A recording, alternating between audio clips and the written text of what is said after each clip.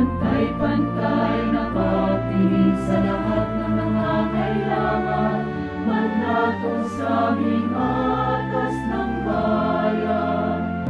Kaya't halina kayo sa JR, ang tunay na ospital ng bayan. Serbisyong publiko, yan ang totoo, handang maglingkod sa inyo.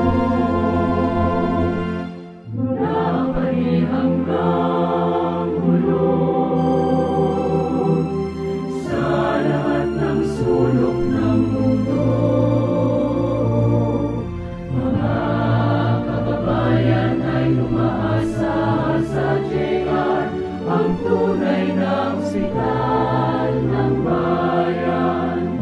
Kaya't halina kayo sa JR, ang tunay na ospital ng bayan. Serbisyong publiko, yan ang totoo, handang maglingkod sa inyo. Kaya't halina kayo sa JR, ang tunay na ospital ng bayan.